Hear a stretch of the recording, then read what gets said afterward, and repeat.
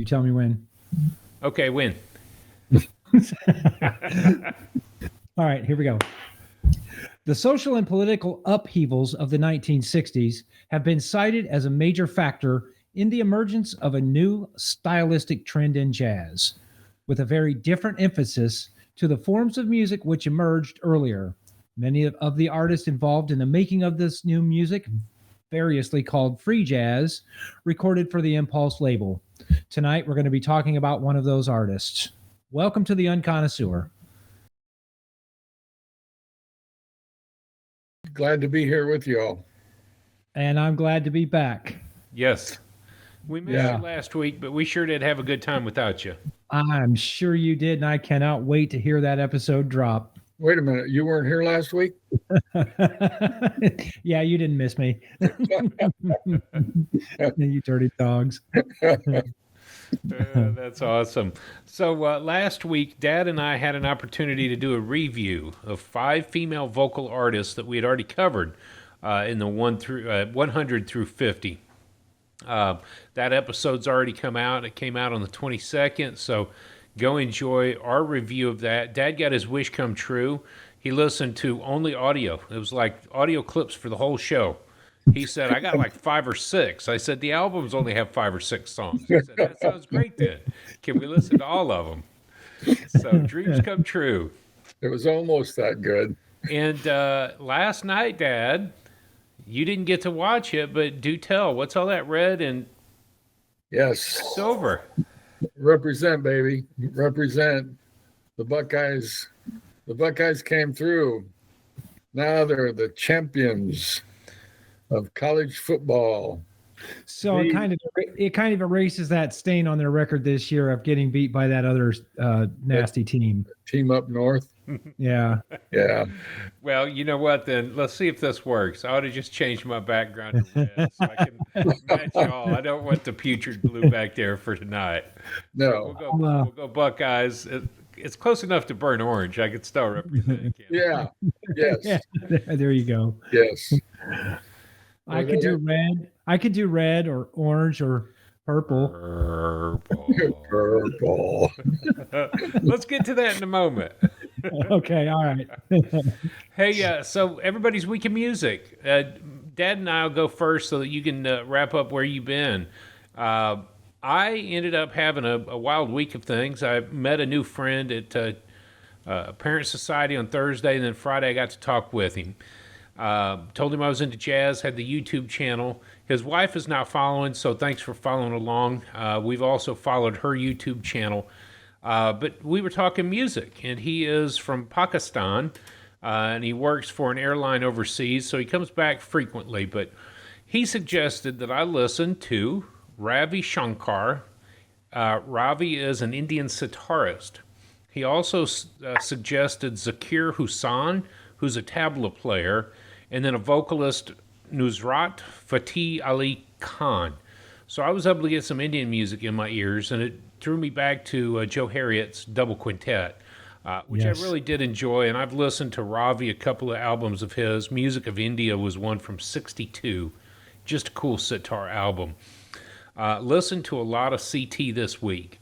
I ended up sending y'all the link to One by One, or One on One from Clark in 2000. Great album. Saturday morning, I had an opportunity to go ride with 175 student riders at the NICA event that we held. There was about 200 some people that showed up, so a lot of parents brought kids and whatnot. And then it's outside of that, it's just been a busy cold week. Got a little bit of snow this morning, which for y'all isn't a lot. Temperature's been pretty wild. So, Dad, what about you? Well, yes, thank you. I want to claim that I listened to the Unconnoisseur and the review of Miles Davis, and I enjoyed that, just calling that out. But you sent us that link to One on One with Clark Terry that I got into, and I listened to that several times. The other thing is you sent us a link to Keith Jarrett and the Colon concert. Yes, Colne. Colne. Okay. I'll buy that. You said Colne. West Germany, Colne.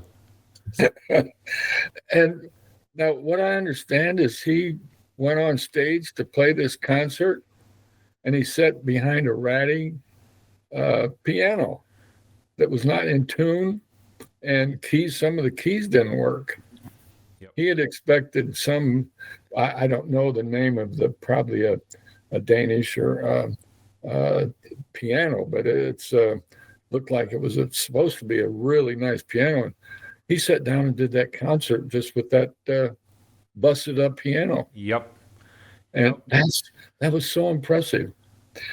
And may I also say that I've listened just a couple times to the Ohio State band Good for you. play "Hang On, Sloopy, Baby, Hang On." When I hear that, I think of "Hang On, Snoopy," and I think of your brother Matt there being the Snoopy he's a connoisseur of Snoopy. I am a connoisseur of Snoopy. You're right. I do like me some Snoopy. It used to be Tigger. Uh-huh. Mm-hmm. Remember you talking Tigger? So, yeah. Yeah. Hold on. One other thing, we have a professional saxophonist who attends church with us at Fellowship, Skip Gambrill, and I talked to him on Sunday. And actually, Brad, the drummer, suggested that we talk, and I mentioned to Skip about coming on and having an episode with us on the Unconnoisseur. And he's a jazz artist. He's got his own band that he plays around town. And he said, yeah, I'd be interested in doing that. So, Man, that would be fantastic. wouldn't it though? Yeah, that would be awesome to have a professional musician on an episode with us. Yeah. That'd be just great. Yeah. So that's my week in music. Good. Matt, Well, you got 2 weeks I had- to recap, baby. I had an exciting week last week, simply because we were on vacation. We actually took a family cruise together, just Kendra and the kids and I. And so 16 and a half hours in the car down and 16 and a half hours in the car on the way home. So I had a lot of jazz in my ears. Unfortunately, I was sharing my phone for the maps and the car music episodes. So in our house, my house, the rule is if you're driving the car, you get to pick the music. So I got to play whatever everyone wanted to hear. But on my free time from doing that, I had Pharaoh in my ears first and foremost, because that's who we're discussing this week. And not that it's a bad thing, because it's an amazing thing. I made a list of what I listened to while I was on the boat. I'm not going to go through my whole list, but I tried to stay out of my kind of favorite jazz. I wanted to get on with some other stuff. So I did some Cannonball Adderley while I was on the boat. Mm-hmm. I did some Brad Mehldau Volume 1 while I was in. We've already talked about Brad anyways, and that whole did a little bit of Charles Mingus while I was on the boat. I said I tried to stay away from my rut music, but man, I had to listen to some Pat Metheny. So me and Pat spent an hour together one afternoon while I was laying out on the deck by the pool. Looks like I did some more Mingus. I did some Thomas Stanko, the trumpet player. So I did some of his music, not a whole lot, but Oliver Nelson, of course, my favorite, Blues and the Abstract Truth. I just had to get some Freddie Hubbard all up in my brain. So me and Freddie spent a nice afternoon together, a nice 48 minutes together one afternoon. So it's been a great week in music. Being on the boat, there's so much activity going on all the time. I literally had to kind of step away every once in a while, just for half an hour, 45 minutes, just kind of focus and be diligent about my jazz. So, because otherwise I didn't want to take away and wear my AirPods at dinner, and when we're out on the beach or whatever, that's janky. I just set aside a little bit of time, maybe while Kendra's getting ready or whatever, and just pop them in my ears and listen to an hour of jazz. So it's a great week. It really was. I thoroughly enjoyed it, and I'm ready. I'm ready for the discussion tonight. I bet you are. You're well prepared for this. Yeah, talk away. Right? Let's let me introduce this week's album. Yes, do that. We'll do that. On our countdown from 100 to 1, this is album number 48. Karma is the album name by Pharoah Sanders. Recorded in 1969. It was recorded on the Impulse label. And man, what an album. Only 2 songs, but what an album. You know, and we've said it 100 times, but I love it when we turn the page in our magazine. Drew and I made a promise to ourselves that we wouldn't look ahead, we wouldn't skip ahead or anything else. And you turn the magazine and you see a name like Pharoah Sanders, and I kind of remember the conversation, but man, who is this cat? We've never heard not much about Pharoah Sanders. We heard him, of course, on Ascension that we talked about just a couple of weeks ago, but neither one of us really rabbit holed on him. So I was looking forward to diving into Pharoah that week, and you turn the page, who's this cat, and then you get something like this. You get Karma in your ear. Oh, I remember us turning the page thinking, isn't he really a free jazz kind of guy? And coming off of some of the albums, Broadsman, Ascension, we were thinking, oh man, another one of those. So we didn't have high expectations of it, but what we got was super high on his music. Interstellar kind of high. I think Kamasi Washington, in an interview about Pharoah, said it's like having a picnic lunch on the moon. It's kind of interstellar soul space like that. So, yeah, that's what we got. cool. Let's start with some audio clips, and I've got this first one we've talked about because it is the second song on the album, called Colors. I'm gonna start it at about the 2:13 mark. We've ended up using this a lot, and we started the show with that. We're seeing colors and purple. However, Pharoah Sanders has a beautiful baritone style voice. And somebody had written engrossing tenor saxophone and stately baritone voice. So it kind of comes through in this clip. So with that said, here's 2:13 Colors. And with tears of joy, the happiness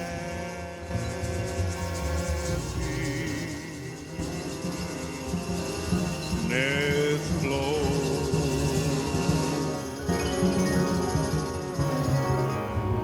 I see red and orange and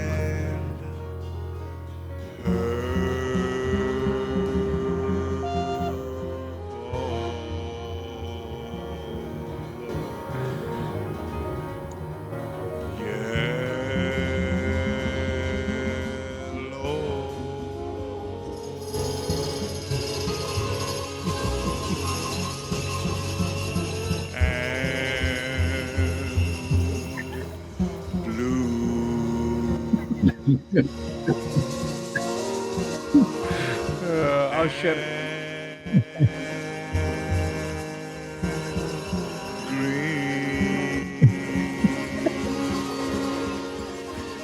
He did not mention the red of Ohio State. No, let's go. Honestly, I'd love to listen to him sing the colors. If he just went through a host of colors and sang them like that, I'd be down for that album. So do you think that was Pharoah, or do you think that was the vocalist Leon Thomas?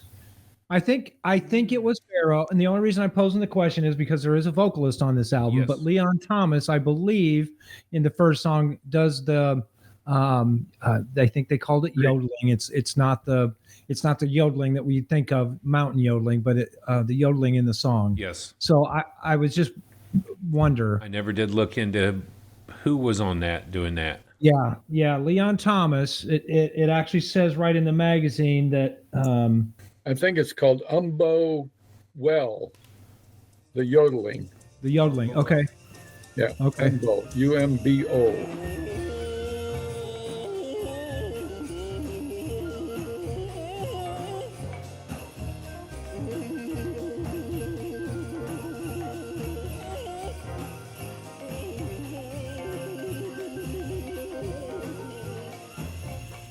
There we go. Cool. That's a great clip, anyways. And the yeah. funny part is, you and I have laughed about it since we covered it. How he can stretch out the word purple for 3 Right. bars, but he does have a good voice. He really does. Oh, it's a brilliant voice. Yeah, Dad, what'd you think? Yeah, I could see the colors of the rainbow for sure.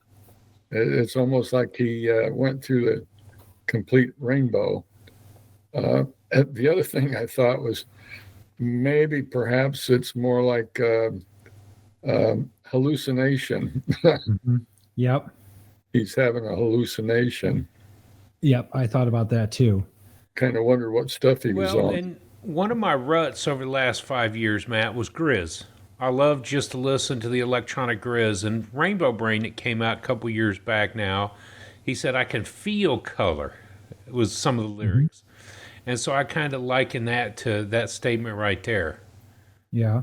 I can feel Well- color. Well, going back to the Miles Davis episode, because that's fresh in my mind. Dad said that Miles had that. Synthetic issue.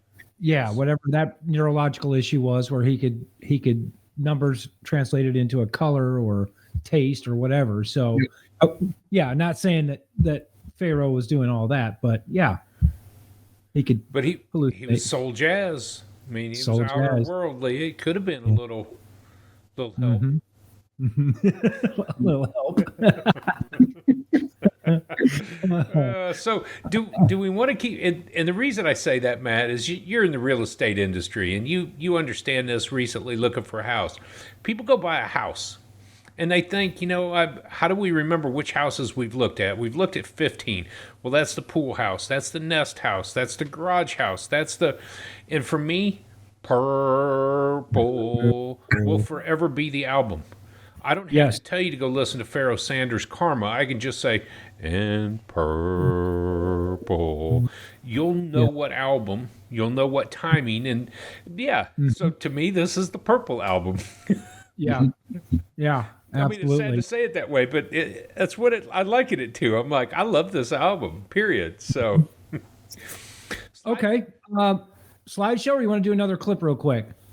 Let me do my clip real quick, because in the slideshow, I'm going to talk about a few things. So play my clip if you would. We'll go back to the Creator Has a Master Plan.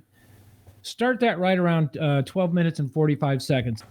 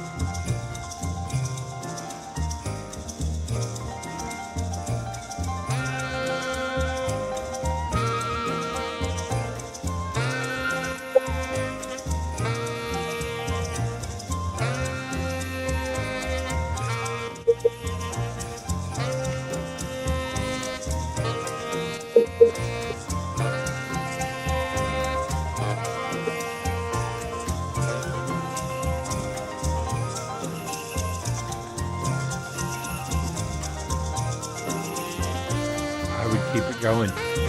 Yeah. I mean, I really would. For me, the reason that I picked that clip, and the whole song kind of does it, but this particular section really hits me because it's layered. There's so much to listen to. It's not flat. There's so many different things going on that you could listen to it 50 times and hear something almost different every time. So I was shaking my hand because I was concentrating on the shaker. Yep. But then there's the harpsichord that goes ring, ring, that you have to be mindful and listen for. There's the flute that comes in. Of course, yeah. you can hear that. Your brain goes to the flute, but you got to concentrate on listening to that shaker the whole way through. So it's the layers that build up in that particular section of the song for me. The whole song does it pretty much with little layers, but yeah, that's why I picked that one. What'd you think? Layers and texture. You know, the sounds that they provide in that, and the whole over 30-minute section, you hear the ebb and flow from a meditative state to the free jazz state to the release and tension. And I think that's part of it. Those textures start to build. It's like a hammer dulcimer that you kind of hear chiming through that. All of those things just add that texture. Dad? You know what? It may be the piano player running his fingers across the strings of the piano, because I was just looking at the instrumentation. There's no other instrumentation listed besides the piano, so he may have stood up and ring. What are those things with the hanging down on just nylon stuff, and you run the stick through them? What are those things called? Those are like wind chimes. Like a wind chime. Yeah, could be that too. I don't think they're called wind chimes, but that's the idea. Delaney had to make one of those for one of her classes. Yep, they were called chimes. Yep. Chimes, yeah. Yep. So that's why I picked that section. Let's you want to just keep rolling with audio? Yeah. Let's hear what Dad picked. On side B, I chose 140. 140. I think that's what I said. 140. All right, so I've got that loaded up. Let's listen to Colors, which was on side B, starting at 1 minute.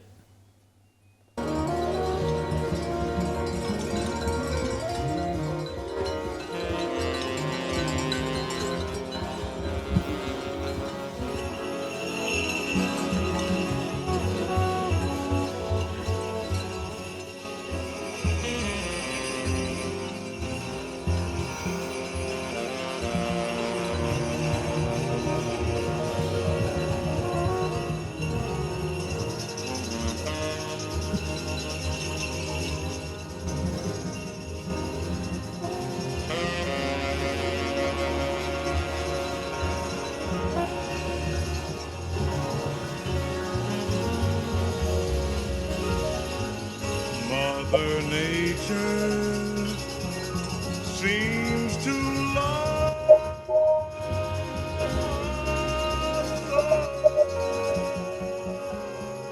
I'm going to keep it running now. That's good. when she smiles. There is a subtle glow.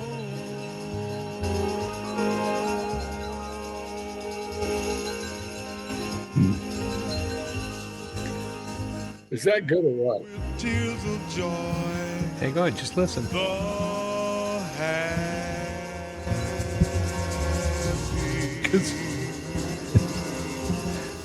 happiness flows. I thought it was about right here. I see red and orange and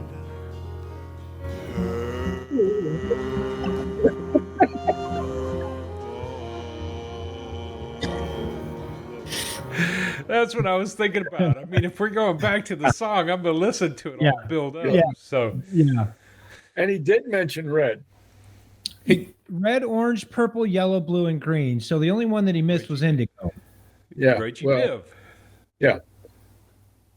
That's cool. That is so cool. But he did say purple. Did he say purple? He said purple. I think purple was mentioned. Purple.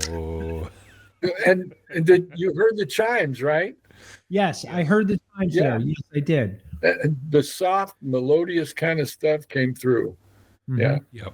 that's the And biggest again, reason. it's all of those layers, though. All of the sound. That's kind of what I really dug about the album is one instrument didn't stand out over the other. You can hear everything. Mhm. Yeah. And it just flows so smooth. It really does. Yeah. The clip that I wanted to pick was back on side A, The Creator Has a Master Plan, starting at 11 minutes. And I'm going to run it for about 1 minute total. But what we hear is the end of the kind of meditation part of it, a lot like what we just listened to. They move into this free movement of all of these instruments coming together. and then just listen to this tenor saxophone carry you away in this music.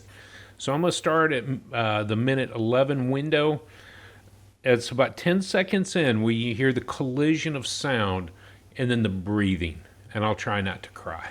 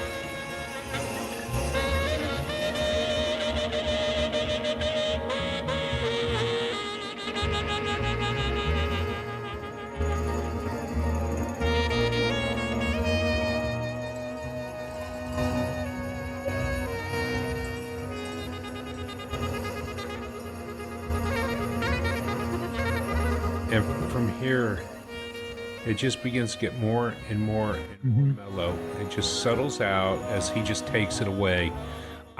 What hit me the most about this, every time I listen to that song, there's this transition from the vocals, there's a transition from the smooth and mellow to this massive collision of all of the instruments, and it's like he just dumps.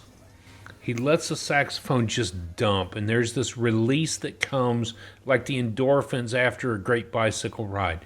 This dump of energy, and then he brings it back under control, and by minute 13, he's right back into the meditative phrasing of the rhythms. So this whole album is tension and release, and when he releases, man, he just releases. Just dumps. You know, I don't mean to get too spiritual, but the name of the album is Karma. The Creator Has a Master Plan is the name of the song number one. So with me, I love the way that you described it, the tension and the release. For me, I'm picturing Genesis 1:1, and if the Creator has a master plan, then the start of the song is the Creator forming his plan and realizing what he's going to do. The tension then becomes Earth is created. That's the first bit of tension in the song. I don't remember. I didn't write down the exact time of the first tension. Then he releases again, maybe day 2 or day 3.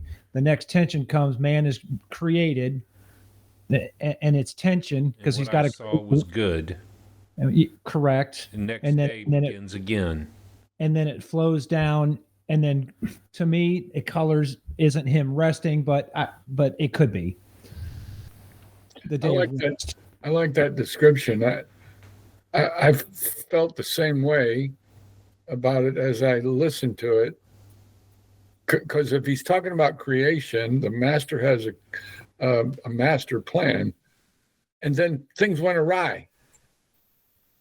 And basically, if I could say, they went to hell, and then we had to have a resurgence of the master's plan because we lost it. And you're looking not at the 6 days of creation, but you're looking at the large picture from creation to current. Yes. Yeah. Wow. It's yeah, so that's interesting because he is listed spiritual jazz and transcendence. And that spiritual jazz, that soul jazz stayed in everything that he played. Matt, I brought this up this morning as we were talking about this week's artist. His depth of that spiritual sound or that soul sound stayed with him in every particular genre of jazz, whether it was hard bop or bebop, whether it was the funk or the R&B that he did. I know that there's some other listings on the slideshow coming up, but everywhere he went, he had his style with him. He had that feeling, that emotion wrapped up. And I might call him a jazz-style surfer. deeply rooted in the meditative aesthetic of his soul jazz. But he surfed every particular genre, and he played with a lot of people. To note, the first recorded album that he was on was Ascension with John Coltrane. Yeah, I made that in my notes. That was in '66. And you think about John hiring him, he talks about it in his website. John hires you to be you. The freedom to explore and to move through your sound. And we loved and hated Ascension. I've got Dad's scores up on our website. You can scroll through and start to see his scores updated today. So we've got everything. But Ascension was a love-hate.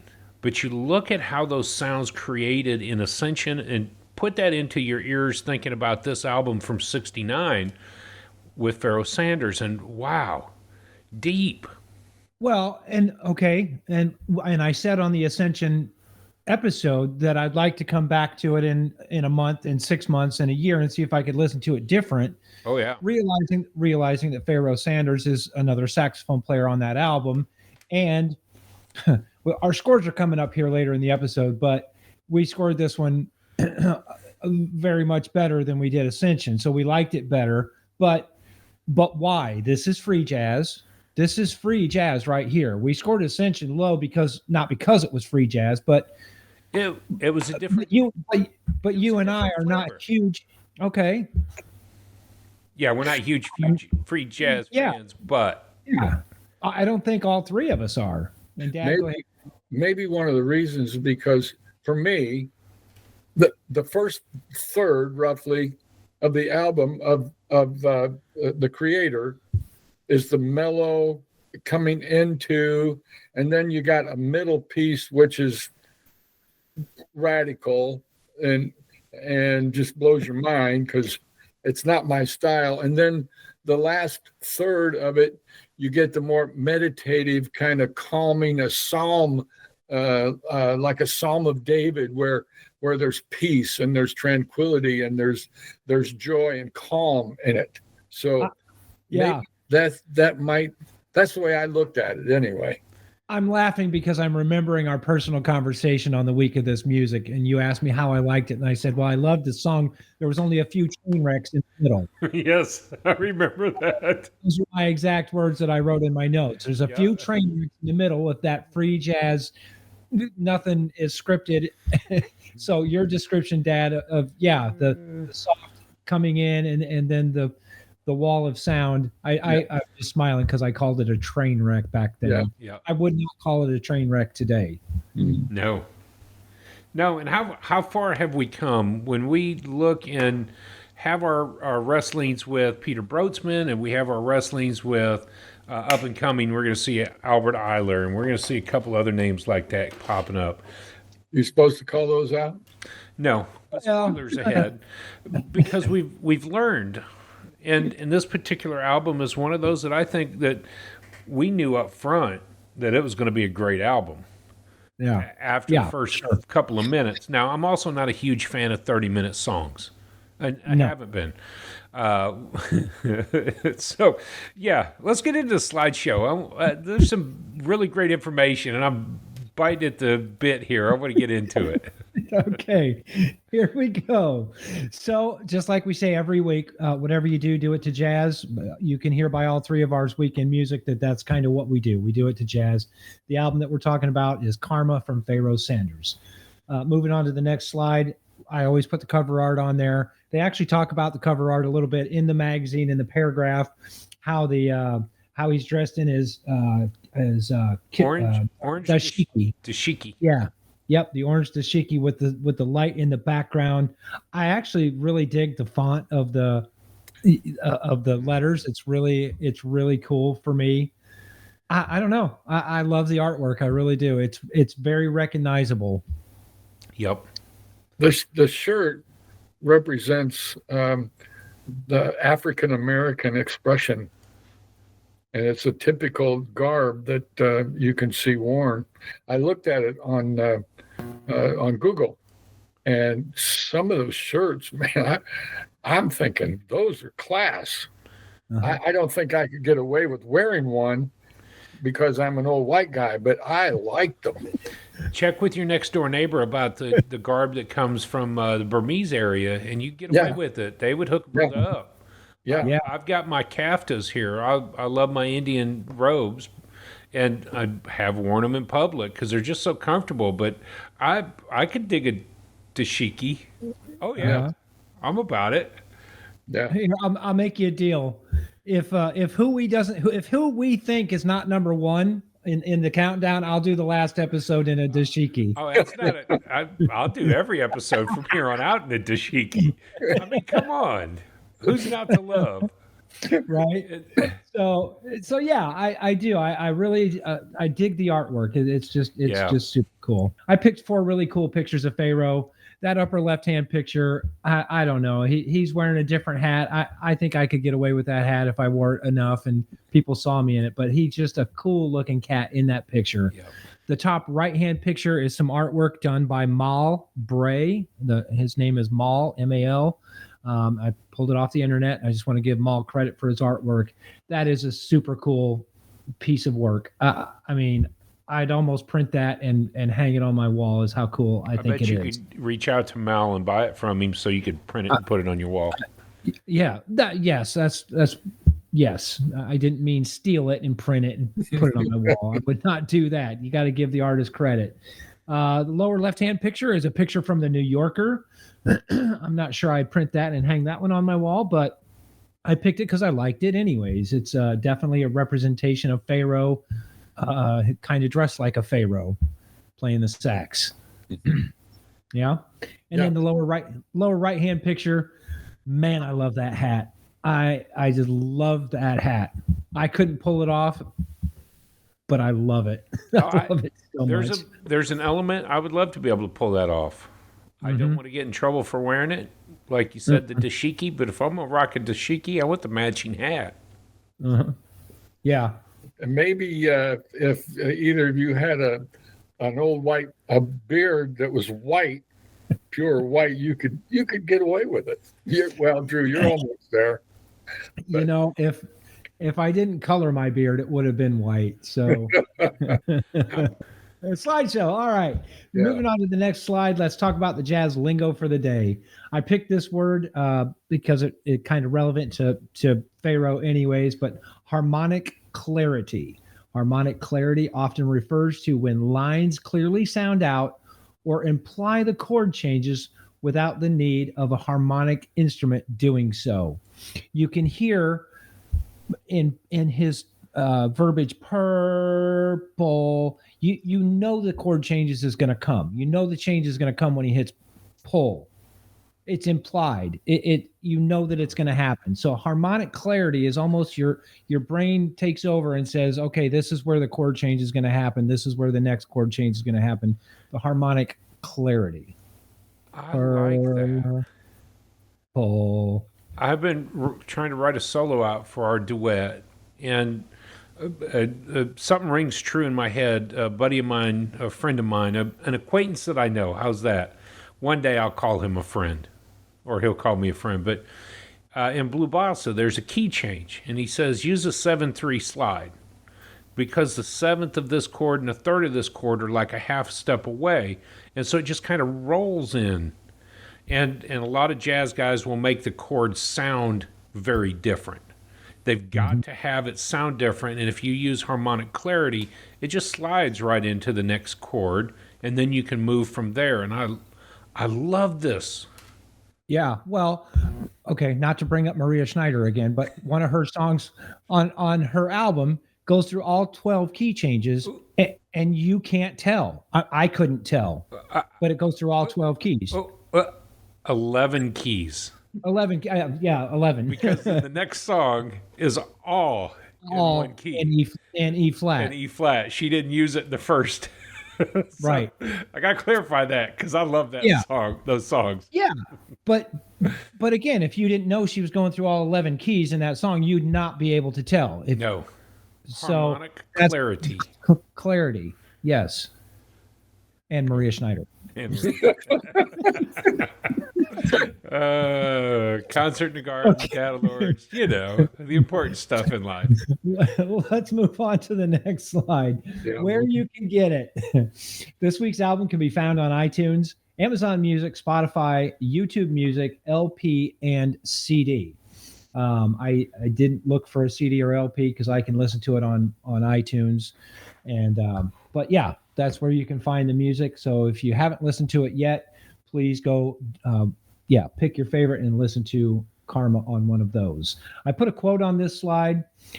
This is so fitting for the kind of the week that I've had in the book that I've been reading. But Pharaoh says, "I just want a band and keep them working, people that I like and who I think a lot of. Once my band is happy, then I'm happy." That's powerful. He doesn't say I don't want to be the boss. I don't want my own band to be the boss. I want to work with people I like and keep them happy. Give them employment and keep them happy. That's what he says. How would you like to work for somebody like that? Wouldn't that be just fantastic? They want as much out of you as they put in themselves. Uh-huh. And it kind of generates a fine work environment. Yeah. Yeah. And if he's got his friends working, he's working with his friends. They all make money. They all make music. They all have a great time doing what they love to do. You can't ask for more. Duke was like that. CT was like that. A lot of people were, but they ran into their problems. They all ran into their hiccups, whether it was the ponies or what it was. But they all ran into their craps. Yeah. Dice, yeah. So, oh, man. Okay, let's move on to the next slide, and I'll tell you why I put this picture in here. There is. In our suite on the boat in our room, this was the picture that I would look at a lot while I was listening to jazz. Kendra was it's not a very big room, so Kendra was getting ready, putting on her makeup and stuff, and so I would turn and look at this picture while I was listening to Karma. And all I thought about was the layers. If you just look at this picture and give it a 5-second glance, you're not going to see all the layers. You're going to see the blue. The blue really stands out because it's the most prominent kind of color. But if you look deep into the picture, you'll see that green in the background. And then the green really, and my photograph of the picture doesn't do it justice. There's actually more green in the picture than you would think. But all I kept thinking about was the layers and how you can hear the shaker, you can hear the wind, the chimes, you can hear the tambourine when they want you to, and it's all layered just like this picture is. Kendra and I used to sell artwork, and that would be one of the big things that we would tell our clients when they could look at the pictures and that we were only giving them 2 or 3 minutes. Pick out a color, and you can see that color in the picture. And if you like that color, that's what you're going to see. So that's why I put this picture in there. It's from the cruise. It's what I was looking at while I was listening to a lot of my jazz and thinking about Pharaoh, especially this week. I appreciate the explanation of that because I like it as well. Yeah. I'm not sure I'd have it up in my living room or anything, but No, me neither. Yeah. But this is an actual oil painting on canvas, so I felt kind of attached to it because this is the kind of artwork that we would sell. I mean, this not that style. We would sell that style, but the oil painting on canvas is what we would sell. So I was really impressed that the ship had oil paintings in each and every room. Oh, yeah. And I don't know. I just kind of I fell into it. mm-hmm.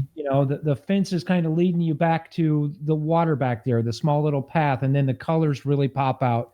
You focus on the blue, and that's all you can see is the blue. So I was just comparing. On my screen, it looks like purple.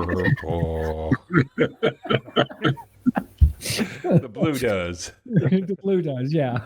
All right. We've got to get him off that stuff. Whatever he's on, we've got to get him off.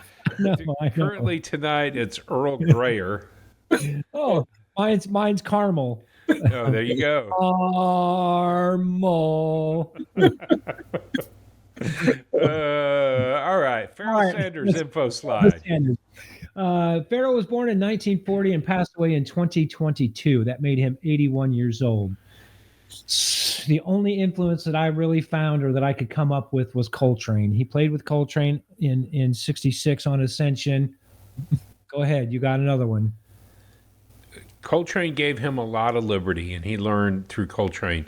The other person whose couch he used to sleep on a lot was the same guy that encouraged him to go into the music union and don't use your real name, Ferrell, Ferrell, Ferrell Lee Sanders, but go by Pharaoh. It fits you really well. And as Pharaoh's sleeping on the couch of Sun Ra, he took his advice. He's not mentioned necessarily as a large influence, but he was the influence that convinced him to go to the music union and get signed up as a local musician. So Sun Ra was listed as some of that inspiration. Cool. That's a great. I remember reading that too. Yeah. Which takes me to that celestial idea of music, because that is, we may experience Sun Ra in the countdown, but that's what I think about the orchestra. So, yes. Discography. He's got 39 studio albums, and then as a sideman, I just put a ton. I wasn't going to count them all because he's been on just a boatload of albums as side. So a lot of work for sure. He was a hard worker. The genre that I have listed on the slideshow is free jazz, the spiritual jazz, the ethno jazz, which is listed on the wiki page, ethno, and then the post bop. So, it's interesting because you say ethno jazz, and I forgot to say this. In the influences that I found from his website, because he does have a great one, African rhythms. He was inspired by the African rhythms, and so it actually listed it as an influence. So perfect. Did he go to Morocco? I think he traveled hugely, widely, but I think he was in Morocco, and some of the stuff he heard in Morocco he carried with him, and other African countries as well. But cool. Here's just a few facts about Pharaoh. He started playing in church. His mom was a dedicated churchgoer, and he started playing in church. Recorded on Ascension with Coltrane in 1966. One of the other few facts is Sun Ra told him to change his name to Pharaoh. So that's what you mentioned a second ago. And Karma is the third album that he recorded. I listened to the first album this afternoon, Pharaoh's First. Wow. Wow. And the funny thing is that it is set up exactly the same way. The first song is a 20-minute song, and then the second song is a much, much shorter song. So I was digging that this afternoon. The album Karma, recorded in 1969. We've already mentioned that. Spiritually themed. We've already mentioned how we can grab our spiritual timeline or whatever with the music. Mantra-like chant. We talked about Coltrane, and I'll just mention it real quick. He was a Coltrane fan, and Love Supreme has kind of got that chant in it too. And I feel like the Creator Has a Master Plan is that same kind of chant that Love Supreme has. But Karma, and this was one of the facts that I was really digging on, achieved mainstream radio play. I mean, you're talking jazz mainstream radio. That DJ needed a break. He could put on Karma. He could put on The Creator Has a Master Plan, take a 15, 20-minute nap, and still have time to go get a cup of coffee. And, but it's pretty powerful in order to be able to achieve mainstream radio. I just thought that was really cool. The 6 degrees that I found this week, Pharaoh played with Coltrane. Coltrane played with Miles. I'm sure you found something else. I didn't, because I stopped with Coltrane, because I'm like, you know what? That's everybody knows Coltrane. Everybody knows Miles. Yeah. If you didn't know Pharaoh Sanders, welcome to the introduction of the great man himself, Pharaoh Sanders. Just all right. Killer. Yeah, killer for sure. What? Next slide. Oh, sorry. Yeah, we're not done with the next slide yet. Okay, yeah, next slide. Today in jazz history. Today, the episode drops on January the 29th. Jabo Smith records a jazz battle at his first session as a leader in 1929. So his song Jazz Battle. Drummer Ed Shaughnessy was born in 1929 in Jersey City, New Jersey. Why is that important to me? Because I was just at Ron John Surf Shop in Cocoa Beach. Cocoa Beach is the flagship store, but Ron John actually started in Jersey City. I don't thought you were going with Bayonne. know. Well, you know, I'm a Bayonne boy. But last quote from Pharaoh. Ooh, I want to read that quote. John Coltrane liked my qualities as a person, and that's the reason he let me play with him. It wasn't what I was doing musically or my instrument or anything like that. He just let me play whatever I wanted to play. So no, I didn't have any additional slides. Normally we would have done the year in jazz for this particular album. I just did not. What I did want to get into is other albums that you've listened to. Dad, did you check out any more Pharoah Sanders albums this week? Yes, I did. I listened to the Gentle Giant album, and I really, really like that. In fact, if I could say, I would rather have listened to that than listen to Karma. It's just more my style, my taste, and so yeah, it was really a good album. All right. Yeah. Matt? Yeah. I what I like to do is kind of go through the decades of the artist to see if I can hear a change or whatever. Pharaoh's First from 1965. That's his initial release of his very first release. And I mentioned it earlier, but it's set up much like Karma is, with one song being very, very, very, very long, and then the next song being a much shorter song. I really dug it. I thought it was cool. Of course, we're doing Karma in '69, which is just 4 years later. I did Black Unity in 1971. I liked it. I gave it like about a 6 on our list. Okay. I mean, you know, whatever. Let's see, what else did I do? With a Heartbeat from 2003. I did With a Heartbeat. That I really, really dug that album. I didn't make many notes about that. I gave it like a 6 or a 7, but I liked it. It's called With a Heartbeat. And then I'll let you discuss the one that. Yeah, and I'm going to save that for last, because I think it's one that I want to put in. Last piece of anybody's speech is the most important, that everybody remembers when they leave. I want to say that album last. Yep. So I kind of did the same thing in my notes. I wanted to keep this kind of in the decades, but I ended up not. I ended up in a lot of the 1970s stuff. I ended up with Elevation, 1972. Pharaoh was another great album from 72. Welcome to Love from 1990 was a ballads. Wisdom Through Music in 73. Coltrane and Sanders from 1966. I did do 1971 Black Unity as well. Okay. But I had to change it up, bro. I ended up on Symphony for Improvisers, which was a Don Cherry album. That was 1967. It was straight up avant-garde, but listening to Don Cherry play his pocket trumpet with Pharoah Sanders, it was definitely a different album. Right. Pushing more towards Ascension.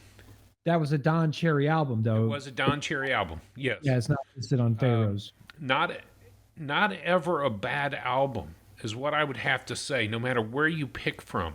His style, his control, the soul. The feeling and the sound that he created in his music was so phenomenal.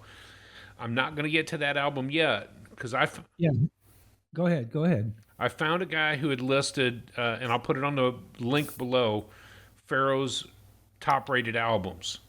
And Karma was number 1 in the ratings of those albums. Elevation, Pharoah, Black Unity was 4th, Deaf, Dumb, Blind from 1970, and Jewels of Thought. Listed at number 7 is the other album. Out of No. The one that we're going to talk about? Yeah. He listed it at number 7? He listed it at number 7 out of all of Pharaoh's albums. That's Okay. why I didn't just do the top 5. I went to 7. He's got his opinion, and he can be wrong if he wants to. Right? I do have a question. Wait, before we get there, I have a question. Welcome to Love, 1991. You said it's an album full of ballads. Yes. Is it a free album, or is it? Do you think they're using charts? Because I did not listen to that one. Do you remember? Is it a avant-garde? No, I think it was ballads, like standard Okay. real book kind of tunes. Okay, Yep. cool. And then I found a surprise album before I get to this. And this surprise was Pharoah Sanders and Larry Young, Lawrence of Newark. Oh, Lawrence of You Newark. stinker. If you You throw some stinker. Larry Young organ in there, I mean, come on. You know I'm going for it. So Larry Young, Pharoah Sanders, Lawrence of Newark. But the album, Matt, you and I are pretty excited to tell people about is just plain and simple one of the greatest albums that we've had an opportunity to put our ear holes onto, and it's called Promises. And it's got Floating Points, Pharoah Sanders, and the London Symphony Orchestra. Holy, oh my goodness. If you don't listen to anything else from Pharoah, Promises, I promise you, you will not be let down by this album. Promises. You promised, right? I promise. Your wife, my mother. Uh-huh. Uh-huh. Yeah. Yeah. It's not EST, it's not Esbjorn Svensson, but it's right along that same kind of lines. What I like is that we talked about the trance kind of meditation thing in Karma. That just Promises just takes that to a whole new level. I mean, just if Karma's a 10, Promises is 1,000. Wow. Yeah. So yeah, seriously, Dad, put it on for Mom, and if you don't, Okay. I will. Floating Points, Pharoah Sanders, and the London Symphony Orchestra. You could, for me, as much as I love the album, I could put the album on it at night right before I go to sleep, and you could just drift off into Wow. Neverland and listen to Promises. Yeah. Drew, you talk about it for a minute because I've hijacked your conversation. No, it's so cool to me because it adds a little bit about the electronic DJ mix, which is Floating Points. The gentleman, Samuel Shepard, is known as professionally known as Floating Points. So you add this mixture of electronic, you add this mixture of London Symphony Orchestra, and then you add Pharoah Sanders on top of it. It's kind of a dream come true album for me in music. It's just drift away. Put it on and go. It's a peanut butter and jelly and banana sandwich. Wow. That's what Right. it is. And I think the genre is not jazz. It's listed as minimalism. Mm-hmm. And so I think that's a big deal. And it was actually released in 2021. So it is a fairly new album with a whole lot of good things. What I like about the album is that it's constant all the way through.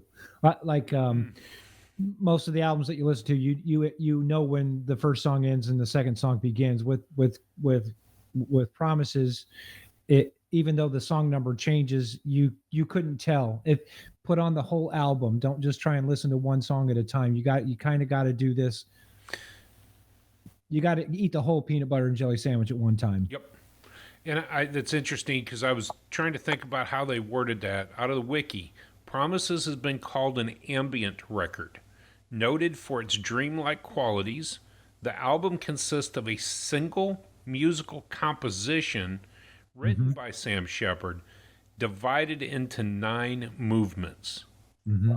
And so, yeah, from beginning to end, you're going to sit and enjoy your sandwich. And I think about Kamazi saying it. When I put that link down below, go check out NPR.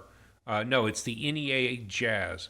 When Kamazi said it, it's like having a picnic lunch on the moon, listening to Pharoah Sanders. But this album is like just a free float between here and the moon, just enjoying the scenery. Yes. Only to get to the moon and realize it's made of cheese, so you get to cut a little bit off for your ham and cheese sandwich, and then just floating right back to Earth. It ends, which is the hardest part of the album, because it does come to an end, and it'll break your heart when it does. I agree. Again, it's listed as ambiance music. I could totally get that because you don't need to be in a mood to put it on. I mean, in my mind, when I go to pick music, it's what am I doing? Am I cooking dinner and I can put on something light that I don't have to pay attention to? Am I at work, sitting here working on the computer and what can I listen to? I'm not saying you could listen to it on a bike ride, but you probably could listen to it on a bike ride. Mm-hmm. I'll check it out. Driving to Ohio. When not to listen to it. let's put it that way. I can't think of an instance when I would. You know what? It may get ruined if you were in the racquetball court trying to get your attention out. It's true. That's true. That'd be about it. Be about it. Now, Yeah. if you know you're going to win, like if you were playing dad and you just knew that it was in the bag, it might be an easy gig. A gimpy old man, yes. All right, just a couple more things. On the 99 list from Jazzwise magazine, Karma was listed at number 85. And again, we're talking about number 48, this list. In 06, it dropped all the way down to 53. And so from 85 to 53 on the list, and then from 53 to 48 on the list we're using, I think that's a great jump. I love where it's at in the list. I'm not sad that I get 50 weeks to listen to it till we're done. Some of my favorite music has come in the top 50, 50 to 100. So I just can't imagine if they're this good now. What are we in for in the next? And it's all the other stuff that you don't think about, all the albums that we've never heard, never got into, all of the ideas that behind the scenes there's more music than this album. Karma's an album that we love, but what about Promises? Just to go back to this, we loved Concert in the Garden, but boy did we love Data Lords, and because it is a cold winter morning, it'd be a good winter morning walk morning by Maria Schneider. All of those albums that aren't on this list that we get to dig into, just shake my world.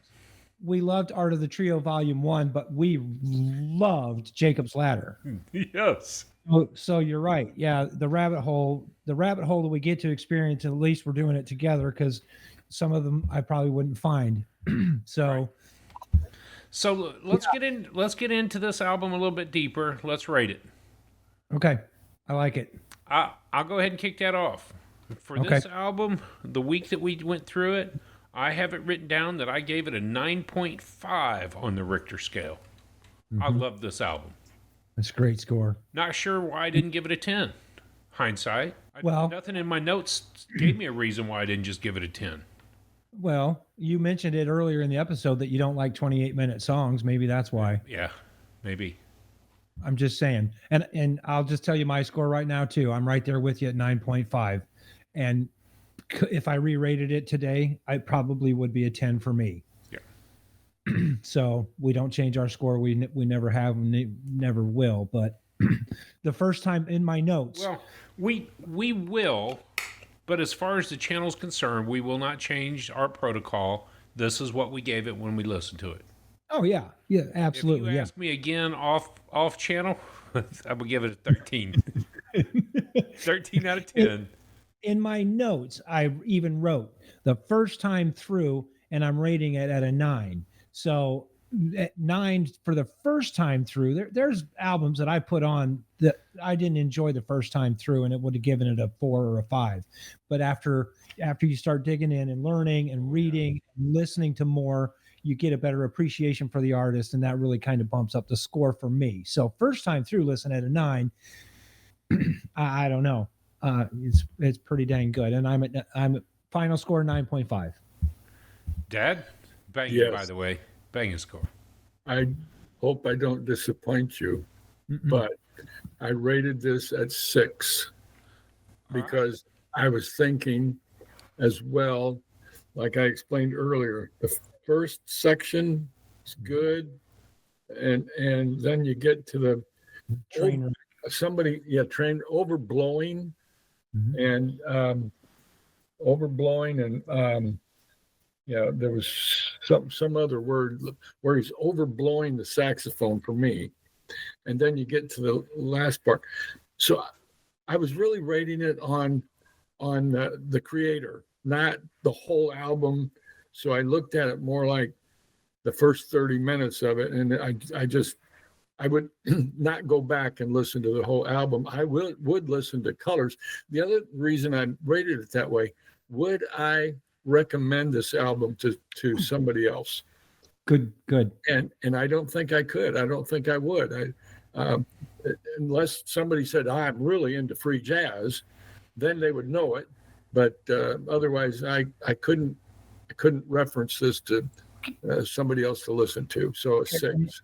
Let me ask you this, because I don't think we've talked about this for a couple of episodes, but is it recognizable? If it was playing, if you came over to my house and it was playing in the background, would you know? Yeah. That's Pharaoh. Yeah. Okay. Yeah, especially when the soloist said purple. Right. And I agree. Yeah. This one, because I've listened to it so much, I'm gonna recognize it as Pharaoh anyways. However, you put on a different, Pharaoh's first. Mhm. It's recognizable now because I've listened to it and it does sound like Pharaoh. The sax sounds like Pharaoh. You can hear Coltrane. When Coltrane comes on, you know it's Coltrane. When Wayne Shorter comes on, you know it's Shorter. When Pharaoh comes on, you know it's Pharaoh. So he's recognizable to me, which is what I dig too.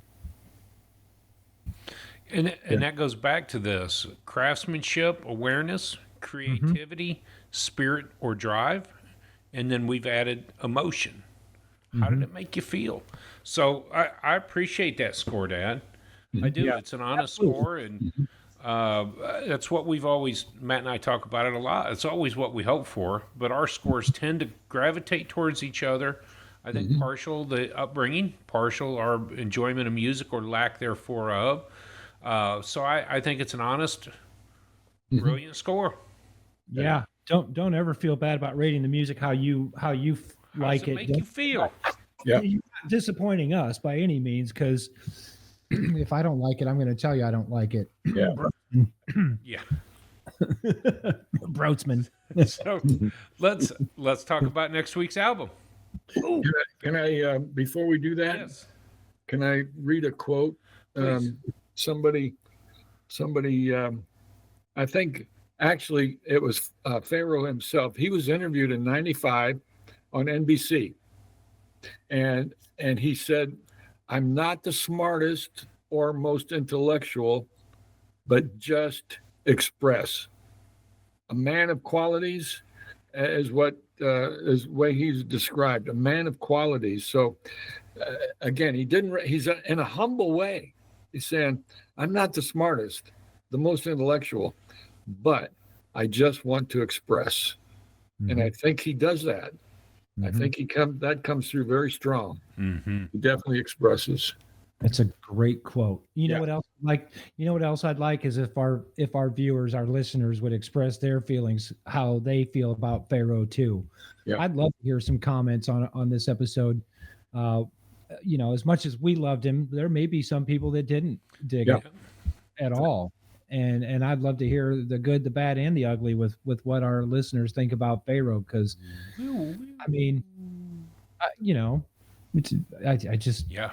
we didn't enjoy Broadsman, and there are people out there that enjoy Broadsman, and we enjoy Pharaoh. There may be people out there that don't enjoy. Right. Yeah. There may be people who enjoy this week's album, the Stan Tracy Quartet. It was jazz suite inspired by Dylan Thompson's Under Milkwood. This was released on Columbia Records' Lansdowne series. It came out on LP. It was EMI Blue Note International CD. So Stan Tracy Quartet, but this was inspired by Dylan Thomas's writings under Milkwood.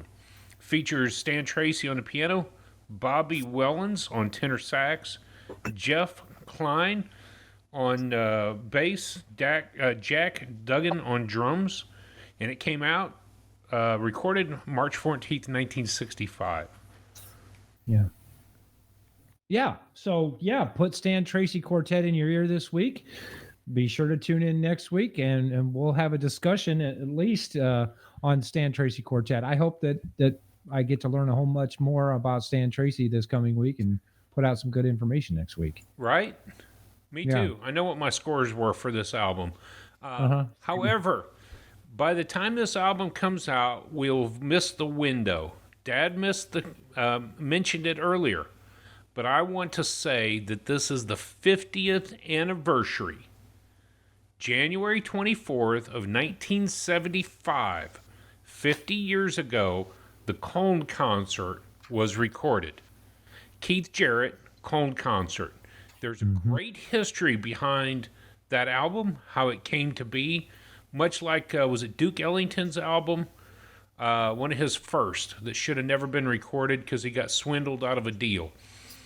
Cone Concert almost didn't exist when ECM execs showed up to record the concert, and it was a bad deal. Go find out for yourself, but go jump into the Cone Concert by Keith Jarrett. I don't know if it's going to be on the top 100 or not, but if it is, good. And if it's not, shame on you. Cone Concert, Koln. The O has 2 dots above it. My bad. Cone Concert, recorded January 24th, 1975. You sure it's not colon?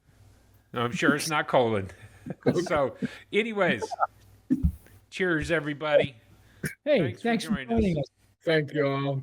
Have a good evening.